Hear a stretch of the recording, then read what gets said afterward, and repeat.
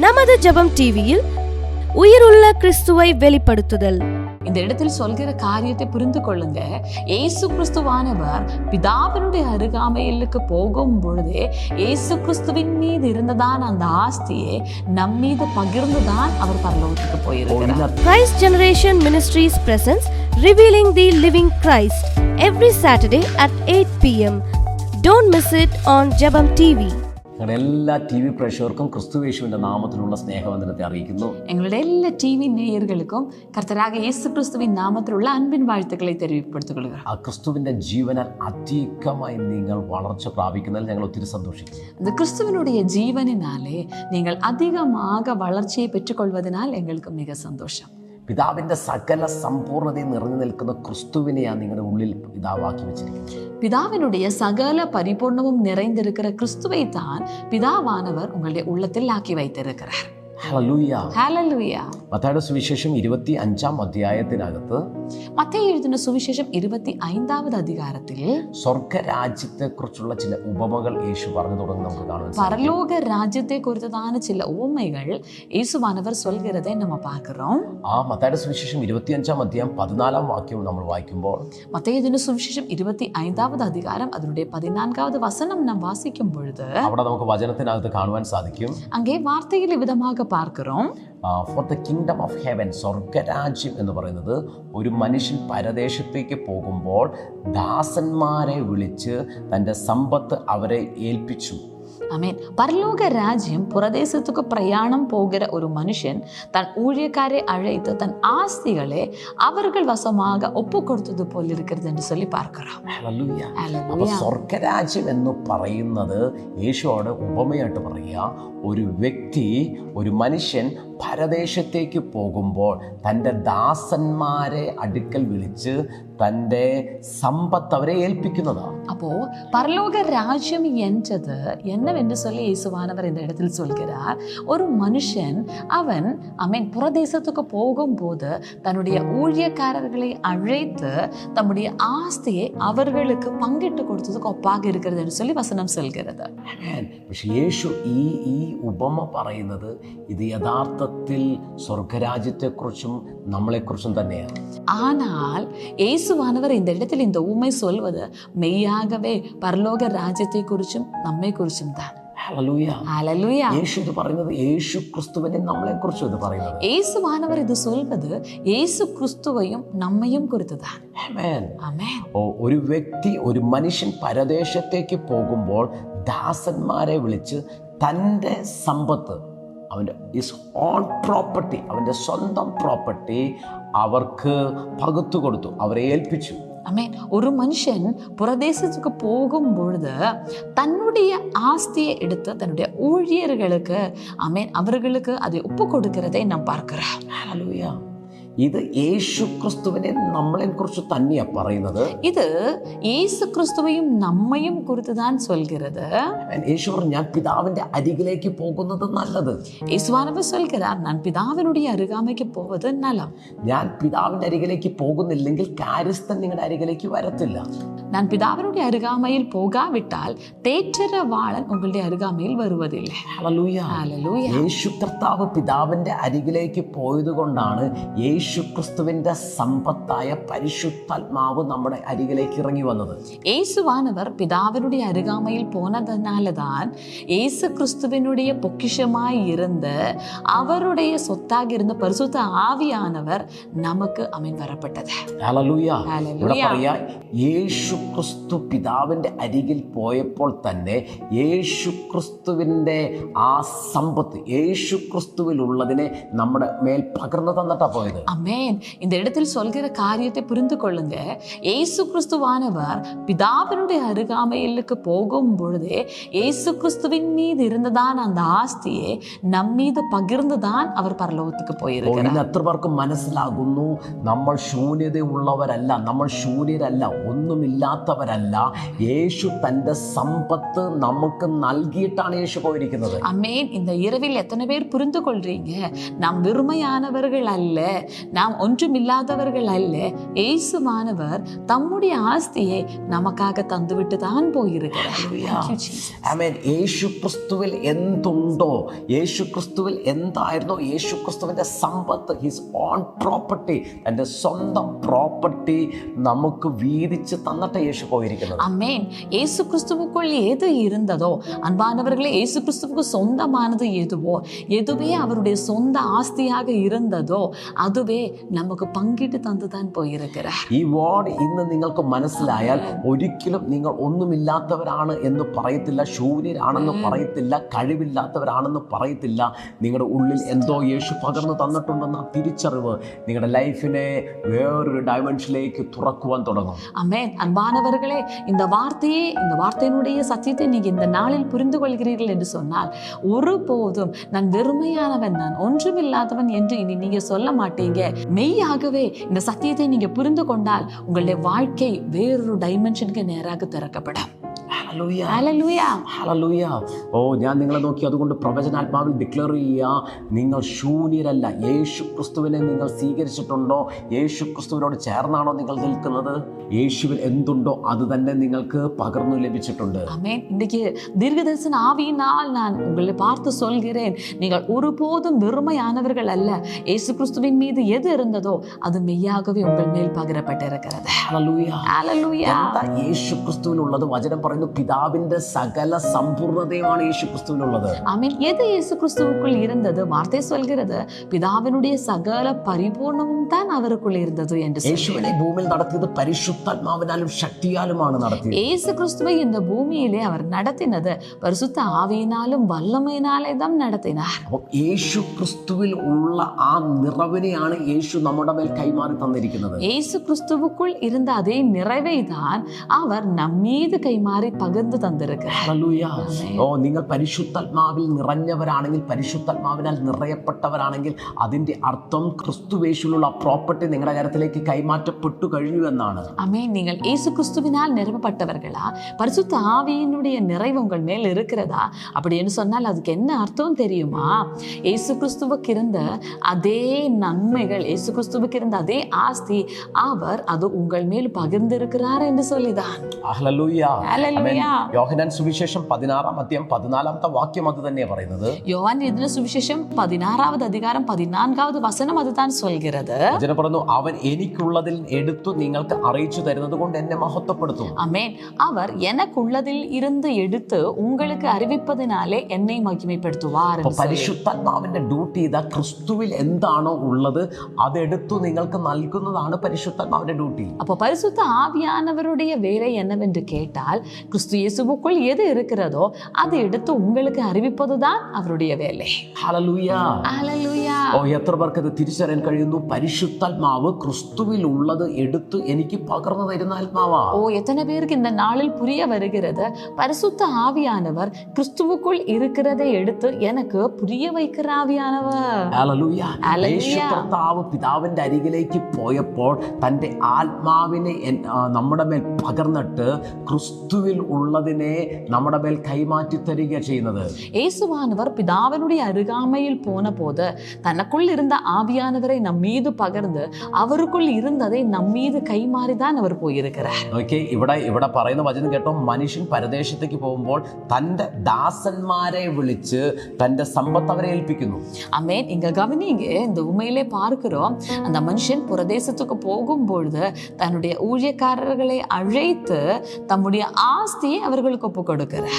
ഓ, ഇവിടെ മനുഷ്യനുള്ള ആ വ്യക്തിയുടെ മുഴുവൻ സമ്പത്തും, ஆமென், இந்த இடத்தில் அந்த மனுஷனுக்கு இருக்கிறதான சகல விதமான ஆஸ்தியும், അവന്റെ പ്രോപ്പർട്ടി, அவனுக்கு இருக்கிறதான அந்த ஆஸ்தி, അവന്റെ വസ്തുവകകൾ, அவனுக்கு இருக்கிறதான எல்லா செல்வங்கள், അവനിലുള്ള സകല സമ്പത്തും, அவனுக்கு இருக்கிறதான சகல விதமான எல்லா பொருளாதாரமும் വിളിച്ചു കൊടുക്കുന്നത് ദാസന്മാരെയാ. அழைத்து கொடுப்பது தம்முடைய ஊழியர்களுக்கு. എന്ന് വെച്ചാൽ അത് വാങ്ങാൻ ഒരു യോഗ്യതയും ഇല്ലാത്തവർ, അത് വാങ്ങ എന്ത തகுதியுமே இல்லாதவர்கள், അവന്റെ കൂലിക്കാരായിട്ടുള്ളവർ, அவனுடைய வேலைக்காரராக இருக்கிறவர்கள், ആ സമ്പത്ത് ദാസന്മാരെ ഏൽപ്പിക്കുക, அந்த ആസ്തിயை ஊழியர்களுக்கு ஒப்பு கொடுக்கிறார். ഇതുപോലെ ദൈവമക്കളെ ഒരു യോഗ്യതയും ഇല്ലാത്ത നമുക്കാണ്, ഒരു സാധ്യതയും ഇല്ലാത്ത നമുക്കാണ് യേശു തൻ്റെ സമ്പത്തിനെ പകർന്നു തന്നിരിക്കുന്നത്. இதுபோல அன்பானவர்களே, எந்த தகுதியுமே இல்லாத, எந்த வாய்ப்புமே இல்லாத நமக்கு தான் இயேசுவானவர் தம்முடைய செல்வத்தை பகிர்ந்து தந்திருக்கிறார். ஹல்லேலூயா. ഇവിടെ നോക്കിയേ, തൻ്റെ ദാസന്മാരെ എല്ലാം വിളിച്ച് അവനവന്റെ പ്രാപ്തിക്കൊത്തവണ്ണം തൻ്റെ സമ്പത്ത് നൽകി. ஆமென். இங்க கவனிங்க, தன்னுடைய எல்லா ஊழியர்களையும் அழைத்து அவனவனுடைய திறமைக்கு தக்கதாக தன்னுடைய ஆஸ்தியை பங்கிட்டு கொடுக்கிறார். അപ്പം ആർക്കും ഒന്നും കൊടുക്കാതിരുന്നില്ല, വന്ന എല്ലാവർക്കും അവരവരുടെ പ്രാപ്തിക്കൊത്തവണ്ണം കൊടുത്തിട്ടുണ്ട്. ஆனால் யாருக்குமே ஒன்றுமே கொடுக்காமல் இருக்கவில்லை. அவனுக்கு அவனுடைய திறமைக்கேற்றபடியாகவே ஆமென் அவர் கொடுக்கிறார். ദൈവമക്കളെ, നിങ്ങൾ എത്ര ഭാഗ്യവാന്മാരാ! தேவனுடைய பிள்ளைகளை, நீங்கள் எவ்வளவு பாக்கியவான். ദാസന്മാരായിരിക്കുന്ന നിങ്ങൾ ഇപ്പോൾ അവകാശികളായിരിക്കുക. ஆமென். தாசர்களாய் இருக்கிற நீங்கள் இப்பொழுது சுதந்திரவாளிகளாய் இருக்கிறீர்கள். കാരണം നിങ്ങൾക്ക് യേശുവിന്റെ പ്രോപ്പർട്ടി ലഭിച്ചെങ്കിൽ നിങ്ങൾ ആ പ്രോപ്പർട്ടിക്ക് യജമാനന്മാരായിരിക്കുക. உங்களுக்கு இயேசுவினுடைய அந்த ப்ராப்பர்ட்டி கிடைத்திருக்கிறது என்று சொன்னால் இப்பொழுது நீங்கள் அதற்கு எஜமானர்களாய் இருக்கிறீர்கள். പരദേശത്തേക്ക് പോകുന്ന മനുഷ്യന്റെ സമ്പത്ത് ലഭിച്ച ആ ദാസൻ പിന്നെ അതിന് ദാസനല്ല, അവൻ ആ സമ്പത്തിന് യജമാനനായി കഴിഞ്ഞു. புறதேசத்துக்கு போகிறதான் அந்த மனுஷனுடைய அந்த ஆஸ்திகள் கிடைத்ததான் ஒரு மனுஷன் பின்ன அந்த ஆஸ்திக்கு அடிமை அல்ல, அதற்கு யஜமானனாய் இருக்கிறான். ഓ, ഇന്ന് ദാസനായിരിക്കുന്ന നിങ്ങളെ കർത്താവ് യജമാനനാക്കി ചില സമ്പത്തിന്റെ മേൽ. ஆமென். இன்றைக்கு தாசர்களாய் இருக்கிற உங்களுடைய வாழ்க்கையிலே கர்த்தர் சிலதுக்கெல்லாம் உங்களை യജമാനர்களாக മാറ്റി இருக்கிறார். ഹല്ലേലൂയ. ഇന്ന് എത്ര പേർ വിശ്വസിക്കുന്നു ക്രിസ്തുവിലുള്ള തന്റെ സമ്പത്ത് എൻ്റെ മേലും പകർന്ന് ലഭിച്ചിട്ടുണ്ടെന്ന് വിശ്വസിക്കുന്നവർ മാത്രം ഒന്ന് പ്രൈസ് ചെയ്ത് തുടങ്ങിയാട്ടെ. இன்னைக்கு எத்தனை பேர் இவ்விதமாக விசுவசிக்கிறீங்க? கிறிஸ்து இயேசுவினுடைய அந்த பொருளாதாரம், அந்த செல்வம், அது என் மீதும் பகிரப்பட்டிருக்கிறது என்று சொல்லி. ദൈവമക്കളെ, ഈ മനുഷ്യൻ പരദേശത്തേക്ക് പോകുമ്പോൾ കൊടുത്തത് അവന്റെ കയ്യിൽ ഈ ലോകത്തുള്ള സമ്പത്തായിരിക്കും. ஆமென். தேவனுடைய பிள்ளைகளே, இந்த மனுஷன் புறதேசத்துக்கு போகும்போது கொடுத்தது இந்த மனுஷனுடைய கரங்களில் இருக்கிறதான அந்த செல்வமாய் இருக்கலாம். എന്നാൽ യേശു നിങ്ങൾക്ക് പകർന്നു തന്നിരിക്കുന്ന സമ്പത്ത് ഈ ലോകത്തിന്റെ സമ്പത്തല്ല, അത് സ്വർഗത്തിന്റെ സമ്പത്താ.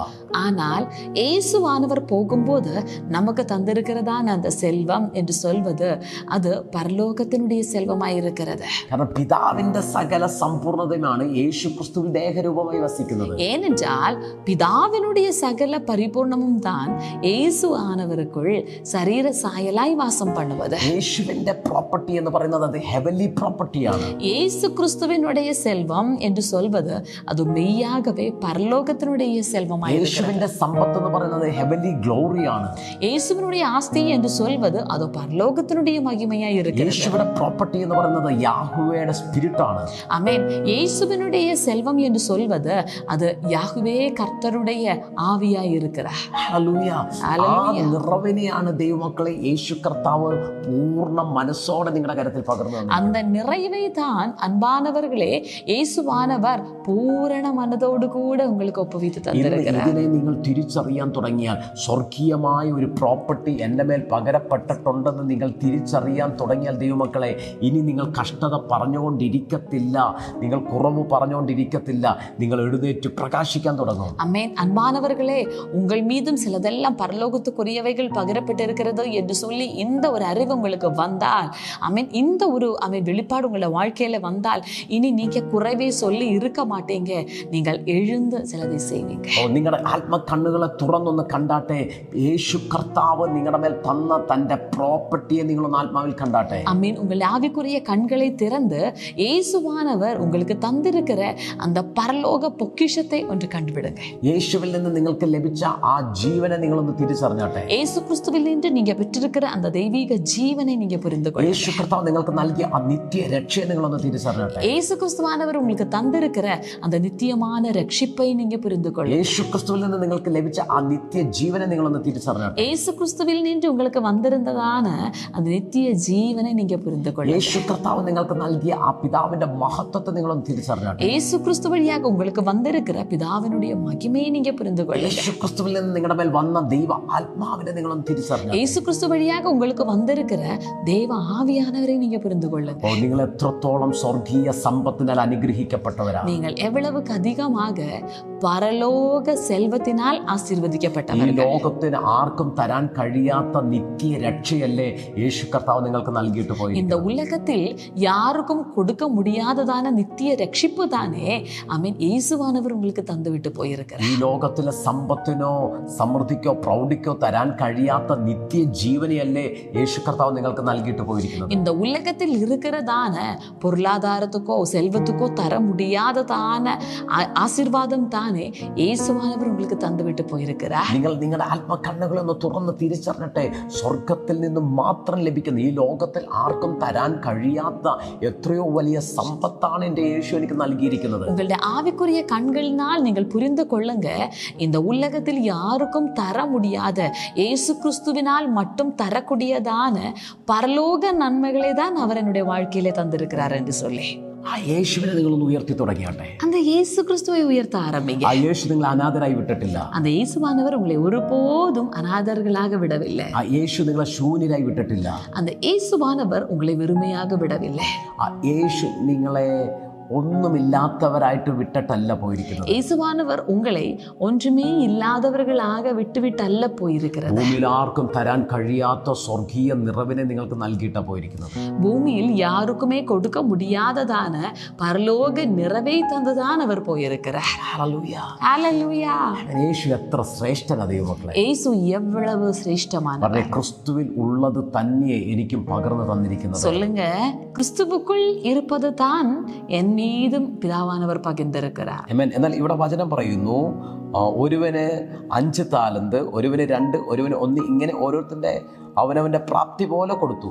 ஆனால் வசனம் இந்த இடத்தில் சொல்கிறது, ஒருவனுக்கு 5 தாலந்து, ஒருவனுக்கு 2, ஒருவனுக்கு 1, அவனவனுக்கு அவனவனுடைய திறமைக்கு தக்கதாக கொடுத்தார் என்று சொல்லி. മത്തായിയുടെ സുവിശേഷം 25-ാം അധ്യായം 16-ാമത്തെ വാക്യം പറയുന്നു, 5 താലന്ത് ലഭിച്ചവൻ ഉടനെ ചെന്ന് വ്യാപാരം ചെയ്തു വേറെ 5 താലന്ത് സമ്പാദിച്ചു. ஆமென். மத்தேயு சுவிசேஷம் 25-வது அதிகாரம் அதனுடைய 16வது வசனம் விதமாக சொல்கிறது, 5 தாலந்தை வாங்கினவன் போய் அவைகளை கொண்டு வியாபாரம் பண்ணி வேறு 5 தாலந்தை சம்பாதித்தான் என்று சொல்லி. അങ്ങനെ 2 താലന്ത് ലഭിച്ചവനും വേറെ 2 നേടി. அப்படியே 2 தாலந்தை வாங்கினவனும் வேறு 2 தாலந்தை சம்பாதித்தான். ആ പരദേശത്തേക്ക് പോയ മനുഷ്യൻ ഇവരുടെ കരത്തിൽ പകർന്നു കൊടുത്തത് അത് സൂക്ഷിക്കാൻ വേണ്ടിയിട്ടല്ല, അതിനെ വ്യാപാരം ചെയ്യാൻ വേണ്ടിയിട്ടാണ്. இந்த புரதேசத்துக்கு போன மனுஷன் தன்னுடைய ஆஸ்தியை இவர்களுக்கு பங்கிட்டு கொடுத்தது இவர்கள் அதை பத்திரப்படுத்தி வைக்கும்படியாக அல்ல, அவர்கள் அதை வியாபாரம் பண்ணும்படியாக, ഇവരുടെ ആഗ്രഹം പോലെ അതിനെ വിനിയോഗിക്കാൻ വേണ്ടിയിട്ട് ഇവരുടെ കരത്തിൽ കൊടുത്തത്. இவர்களுடைய ஆசை போலவே அதை பிரயோஜனப்படுத்தும்படியாகத்தான் அந்த மனுஷன் இதை கொடுத்தான். ആ താലന്തിന്റെ പ്രത്യേകത, അത് വ്യാപാരം ചെയ്താൽ അത് വർദ്ധിച്ചു വരുന്ന താലന്തായിരുന്നു. இந்த தாலந்துகளுடைய ஒரு குணம் என்னவென்று கேட்டால், இதை வியாபாரம் பண்ணும் போது பெருகி வர தன்மையுள்ளதா இருக்கிறது. ഹല്ലേലൂയ. ஹல்லேலூயா. ഇതുപോലെ യേശു കർത്താവ് നമുക്ക് തന്നിരിക്കുന്ന സമ്പാദ്യം മറച്ചു വെക്കാനായിട്ടുള്ളതല്ല, അത് ഉപയോഗിക്കുവാൻ വേണ്ടിയിട്ടുള്ളതാണ്. இது போலவே இயேசுவானவர் நமக்கு தந்திருக்கிறதான இந்த செல்வம் எல்லாம் இது மறைத்து வைக்கும்படியாக அல்ல, இது பயன்படுத்தும்படியாக உள்ளது. ഇവർ ഈ താലന്ത് ഉപയോഗിക്കാൻ കാരണം ഇവർക്ക് ലഭിച്ചത് എന്താണെന്നുള്ള ഒരു വലിയ ബോധ്യം ഇവർക്കുണ്ടായിരുന്നു. இவர்கள் ஏன் இந்த தாளந்தை பயன்படுத்த காரணம், இவர்கள் கையில் கிடைத்திருப்பது என்னது என்று சொல்லி ஒரு உணர்வு இவர்களுக்கு இருந்ததுனால. പക്ഷെ ഇന്നും കർത്താവിൽ നിന്ന് എന്താണ് നമുക്ക് ലഭിച്ചിരിക്കുന്നത്, നമ്മുടെ മേൽ പകരപ്പെട്ട പരിശുദ്ധാത്മാവിന്റെ മൂല്യം എന്താണ്, ഇത് നമ്മൾ തിരിച്ചറിയാതെ ഇന്നും നമ്മൾ നടക്കുന്നത്. இன்றைக்கு ஆனால் நம்மீது பகிரப்பட்டிருக்கிறதான கர்த்தருடைய நன்மைகளுடைய வேல்யூ என்னவென்று சொல்லி நாம் புரியாமல் இருக்கிறோம். அது என்னவென்று சொல்லி நாம் இப்பொழுதும் அறியாமல் இருக்கிறதுனால தான் நாம் அசையாமல் இருக்கிறோம். ഇവിടെ ഈ മേഖലയിൽ നമ്മൾ ബ്ലൈൻഡ് ആയിരിക്കുക. இந்த எல்லைகளில் நாம் பார்வையற்றவர்களாய் இருக்கிறோம். നമ്മുടെ മേൽ പകരപ്പെട്ടിരിക്കുന്ന ദൈവിക സാന്നിധ്യം, നമ്മുടെ മേൽ പകരപ്പെട്ടിരിക്കുന്ന ദൈവിക നിറവ് എന്താണെന്നറിയാതെ ഈ ലോകത്തിൽ ഇപ്പോഴും നമ്മൾ അന്ധന്മാരെ പോലെ നടക്കുന്നത്. நம்மீது பகரப்பட்டிருக்கிற தெய்வ பிரசன்னம், நம்மீது பகரப்பட்டிருக்கிறதான பரலோக ஆசீர்வாதம் என்னவென்று புரிந்து கொள்ளாமல் நாம் பார்வையற்ற குருடர்களாகவே இந்த பூமியில் வாழுகிறோம். ഹല്ലേലൂയ. ഹല്ലേലൂയ. മക്കളെ, നിങ്ങൾ അറിഞ്ഞില്ലെങ്കിലും യേശു കർത്താവിൻ്റെ ഒരു സമ്പാദ്യം, തൻ്റെ മഹത്വം, തൻ്റെ നിറവ്, തൻ്റെ അഭിഷേകം ആ യേശു നിങ്ങളുടെ മേൽ പകർന്നു തന്നിട്ടാണ് പോയിരിക്കുന്നത്. அன்பானவர்களே, உங்களுக்கு அறியாமல் இருந்தாலும் சரி, இயேசுவானவர் தம் மீது இருந்த அந்த அபிஷேகம், தன்னுடைய நிறைவு உங்கள் மீது பகிர்ந்துதான் அவர் போயிருக்கிறார். ഹല്ലേലൂയ. ஹல்லேலூயா. ആമേൻ. എത്ര പേർക്ക് ഇത് മനസ്സിലാകുന്നു? எத்தனை பேருக்கு இது புரிய வருகிறது? 5 താലന്ത് ലഭിച്ചവനും 2 താലന്ത് ലഭിച്ചവനും അതിന്റെ മൂല്യം തിരിച്ചറിഞ്ഞത് കൊണ്ട് അവർ അത് വ്യാപാരം ചെയ്യുവാൻ തുടങ്ങി. இந்த 5 தாலந்து கிடைத்தவன் 2 தாலந்து கிடைத்தவன் அதனுடைய விலை தெரிந்ததனால் அவன் அதை வியாபாரம் பண்ண ஆரம்பித்தான்.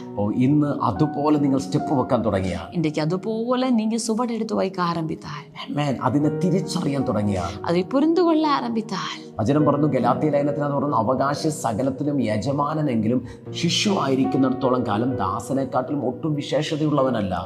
கலாத்தியருக்கு எழுதின நிருபம் 4வது அதிகாரம் விதமாக சொல்கிறது, சுதந்திரவாளி எல்லாவற்றுக்கும் எஜமானனாய் இருந்த போதும் அவன் குழந்தையா இருக்கும் காலம் அளவும் அவனுக்கும் அடிமைக்கும் எந்த வித்தியாசமும் இல்லை என்று சொல்லி.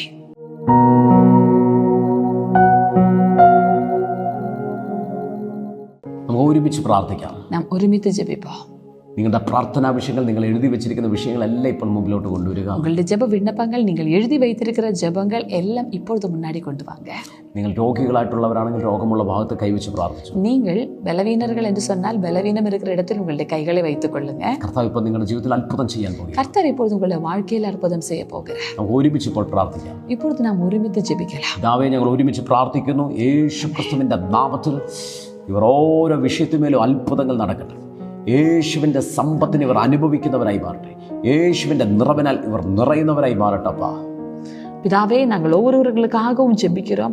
இப்பொழுது இவருடைய வாழ்க்கையில் அற்புதங்கள் நடக்கட்டும். இவர்கள் ஒவ்வொருவரும் பரலோக பொக்கிஷங்கள்னால, ஆசீர்வாதங்கள்னால நிரப்பப்படுகிறவர்களாக மாறட்டும். കൗസല്യ എന്ന പേരുള്ള ഒരു വ്യക്തിയെ കർത്താവ് ഇപ്പോൾ സ്വന്തമാകുന്ന ജീവിതത്തിൽ നിൽക്കുന്ന തടസ്സങ്ങളെ കർത്താവ് എടുത്ത് മാറ്റുക. യേശുവിൻ്റെ കരം നിങ്ങളെ തൊടുക. கௌசல்யா என்றதான ஒரு நபரை இப்பொழுதே கர்த்தருடைய கரம் தொடுகிறது. உங்களுடைய வாழ்க்கையில் இருக்கிற தடைகளை எடுத்து கர்த்தர் போடுகிறார். இப்பொழுதே கர்த்தருடைய கரம் உங்களை தொடுகிறது. യേശുവിൻ്റെ അത്ഭുത സൗഖ്യം, ചില അലർജി രോഗങ്ങൾ സൗഖ്യമാകുന്നത് കർത്താവ് കാണിക്കുന്നു. അലർജി രോഗങ്ങൾ സൗഖ്യമാകുന്നു. ஆமென். இயேசுவினுடைய அற்புதமான சுகமளிக்கும் வல்லமையினால சில அலர்ஜி நோய்கள் சுகமாகிறது. മുഴകൾ അപ്രത്യക്ഷമാകുക. கட்டிகள் மறைகிறது. യേശുവിൻ്റെ കരം ഓരോരുത്തരും തൊട്ടിപ്പോൾ തന്നെ വിടുതലാക്കുന്നതിനായി നന്ദി. இயேசுவினுடைய கரம் ஒவ்வொரு நபர்களையும் தொட்டு விடுதலையாக்குவதற்காக. കണ്ണൻ എന്ന പേരുള്ള ഒരു വ്യക്തിയെ കർത്താവ് ഇപ്പോൾ ചില അഡിക്ഷൻ അകത്തുനിന്ന് സ്വതന്ത്രമാക്കുന്നു. கண்ணன் என்றதான ஒரு நபரை சில அடிக்ஷன்லிருந்து கர்த்தராவியானவர் விடுதலையாக்குகிறார். തലമുറയെ കുറിച്ച് ഓർത്ത് ഭാരപ്പെടുന്ന കുടുംബങ്ങൾ ഞങ്ങളെ കേൾക്കുന്നു. ചില കുടുംബത്തിൽ തലമുറകളെ കർത്താവ് ഇപ്പോൾ രൂപാന്തരപ്പെടുത്തുന്നു, മാനസാന്തരത്തിലേക്ക് കൊണ്ടുവരും. தலைமுறைகளை குறித்து பாரப்பட்டு இருக்கிற சில குடும்பங்கள் எங்களை கேட்கிறீங்க. தலைமுறைகளை கர்த்தர் ஒரு மனம் திரும்புவதற்கு நேராக கொண்டு வருகிறார். ആക്സിഡന്റായി അപകടത്തിൽപ്പെട്ട് കിടക്കുന്ന ചില വ്യക്തികളെ യേശു ഇപ്പോൾ സൗഖ്യമാക്കുന്നു. ஆக்சிடென்ட் ஆகி இருக்கிற சில நபர்களை இப்பொழுது கர்த்தர் சுகமாக்குகிறார். യേശുവെ, അങ്ങനെ സാന്നിധ്യം ഓരോരുത്തരും ഇപ്പോൾ തൊടുന്നതിനായി നന്ദി. இயேசுவே, உம்முடைய பிரசன்னம் ஒவ்வொரு நபர்களையும் தொடுவதற்காக. കുടുംബത്തിനകത്തുള്ള കലഹങ്ങൾ മാറട്ടെ. അത് നിമിത്തമുള്ള മരണ ചിന്തകൾ മാറിപ്പോട്ടെ. ആത്മഹത്യ ചിന്തകൾ മാറട്ടെ. குடும்பத்துக்குள் இருக்கிற கலக்கங்கள் விலகுவதாக. அது முகாந்தரம் தற்கொலை எண்ணங்கள், அந்த எண்ணங்களிலிருந்து இவர்கள் விடுதலையாவார்கள். ദൈവിക സമാധാനം ഓരോ ഭവനത്തിലേക്ക് ഇറങ്ങട്ടെ. தெய்வீக சமாதானம் ஒவ்வொரு குடும்பத்துக்குள்ளும் இறங்குவதாக. ഇവർ പ്രാർത്ഥിക്കുന്ന ഓരോ വിഷയത്തിന്മേലും അത്ഭുതങ്ങൾ നടക്കട്ടെ. இவர்கள் ஜெபிக்கிற ஒவ்வொரு விண்ணப்பங்களின் மீதும் அற்புதம் நடப்பதாக. വേഗത്തിൽ ചില ദൈവ പ്രവൃത്തികൾ ഉണ്ടാകട്ടെ. சீக்கிரமாக சில கர்த்தருடைய திட்டங்கள், செயல்கள் வெளிப்படட்டும். അങ്ങനെ കരങ്ങളിലേക്ക് ഏൽപ്പിക്കുന്ന கருத்தில் ஒப்பு கொடுக்கிறோம். മഹത്വം എല്ലാം അങ്ങേക്ക് തരുന്നു. மகிமையெல்லாம் உமக்கு. യേശു ക്രിസ്തുവിൻ നാമത്തിൽ. இயேசு கிறிஸ்துவின் நாமத்தில். ആമേൻ. ஆமென். കർത്താവ് എല്ലാവരും സമൃദ്ധിയായിട്ട് അനുഗ്രഹിക്കട്ടെ. கர்த்தர் எல்லாரையும் ஏராளமாக ஆசீர்வதிப்பார்.